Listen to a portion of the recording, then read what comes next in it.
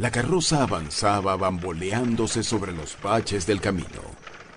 Susan sintió náuseas e hizo una mueca. Se había puesto en marcha 3 días antes y aparte de un breve descanso nocturno en una posada la noche anterior, todo este tiempo lo había pasado a bordo de carruajes, cubriendo el trayecto hasta llegar al condado de Webster, donde residía su prima Lady Elizabeth Connerville. Ahora, gracias a Dios, estaba en la última etapa de su viaje. Ya entraban en las propiedades del conde, esposo de Elizabeth, y Susan separó la cortina de la ventanilla para ver mejor los campos, bien cuidados y recubiertos por el esplendoroso verde primaveral. ¿Casa? Oh, Dios. Esa construcción maciza e impresionante es más bien un castillo. Ah, esa mojigata, prima mía. Elizabeth lo ha tenido todo. ¿Y yo qué?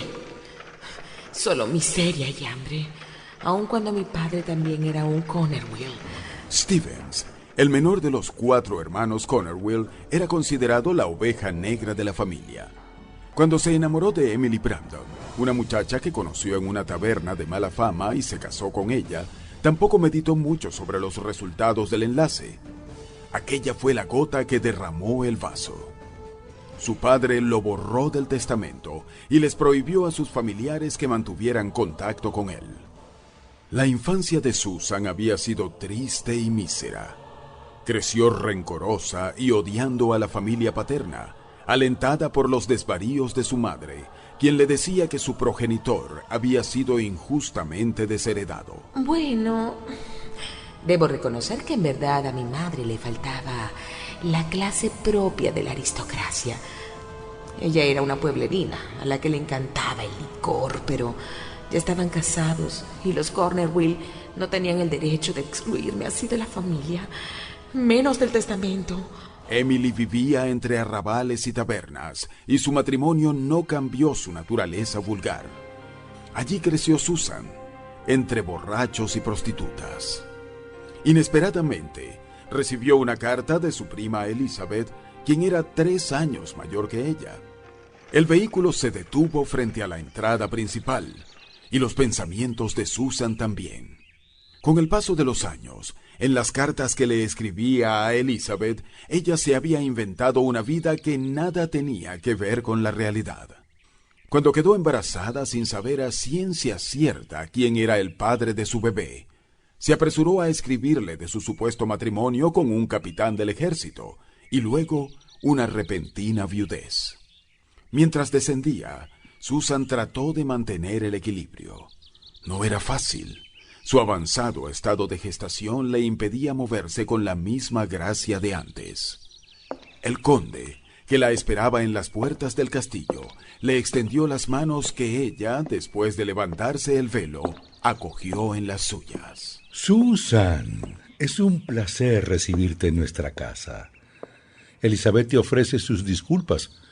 Como sabes, su estado es delicado y no pudo tener el gusto de salir a tu encuentro. No te preocupes. Sé muy bien lo que significa llevar un hijo en el vientre. Sí. El caso es que tu prima es diferente. Elizabeth ya ha tenido 3 pérdidas. Ahora el médico le aconsejó reposo absoluto. Esta vez, con seguridad, todo irá bien. Cielos.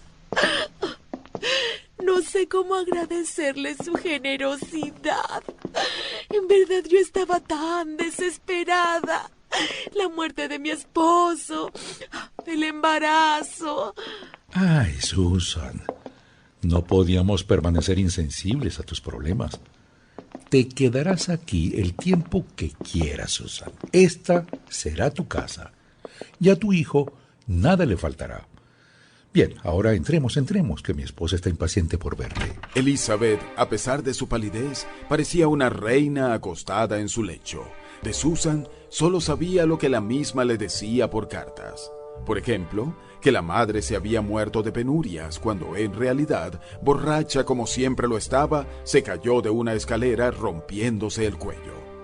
Después de esto, Susan descubrió su embarazo. Los 3 probables padres se rieron de ella y ya era tarde para practicarse un aborto. La muerte de mi esposo fue un terrible golpe. Yo quedé totalmente desamparada. Y no añadió más, pues, aunque mentira hacía parte de su naturaleza, sabía por experiencia que fácilmente podía enredarse en sus propias falsedades con resultados desastrosos. Más tarde conoció a Lady Clarissa, duquesa de Hyder, tía paterna del conde. Sintió por instinto que era una enemiga, y no se equivocaba. A la primera oportunidad... Sobrino, no me gusta esta mujer. Deben tener cuidado con ella. Pero, ¿por qué dices eso, tía? Es una muchacha tranquila.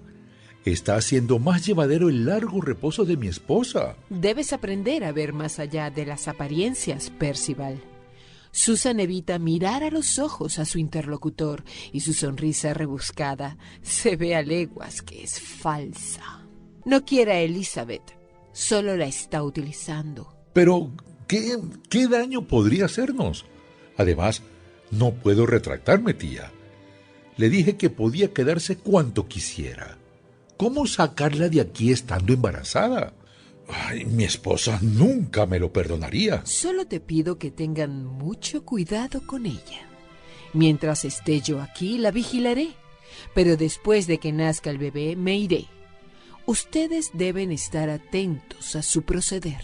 A principios de octubre se presentaron los dolores y Susan dio a luz un niño rollizo al que llamó Alexander. 2 días después del nacimiento de Alexander, también a Elizabeth se le presentó el parto. La condesa luchó 24 horas antes de que le fallaran las fuerzas. Finalmente, su hijo nació, sano y fuerte, a pesar de que el embarazo no había llegado a término. Pero ella no se recuperó. Desde su habitación donde guardaba reposo, Susan escuchaba el ir y venir de los habitantes del castillo, pero se sentía abandonada, pues todos estaban ahora pendientes de la condesa, y ella, después de tener su momento de gloria al dar a luz, había pasado a segundo plano, cosa que la hacía rabiar. A media mañana, el propio conde tocó a su puerta. Elizabeth está muy mal. Tiene una fuerte hemorragia. El médico dice que no se salvará. Mi hijo llora y mi querida esposa no puede amamantarlo. Tráelo.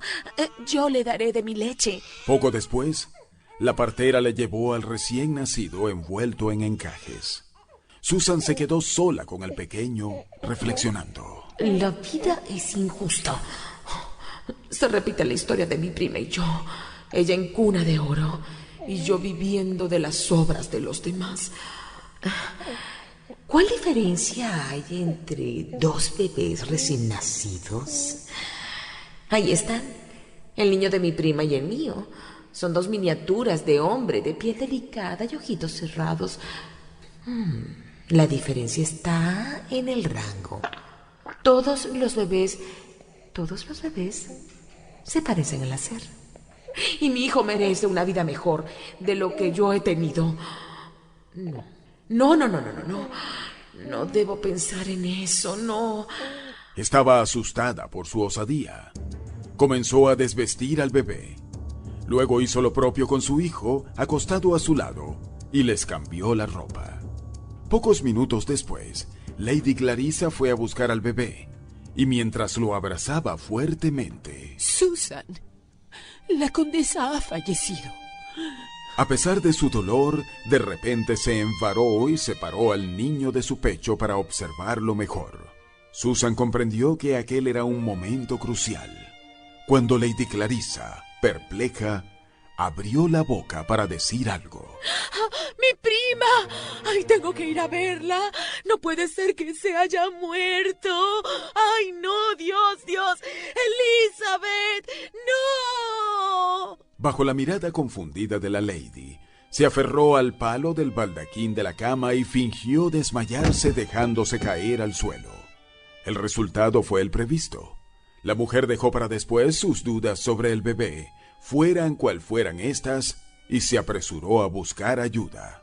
Esta pensaba con alivio que el cambio había pasado desapercibido, pero no fue así. Se quedó mirándola fijamente, y mientras se acercaba a la cama, sosteniendo con una mano los pliegues de la ancha falda, Vine a despedirme. No puedo aplazar más mi regreso a casa. No quisiera irme ahora.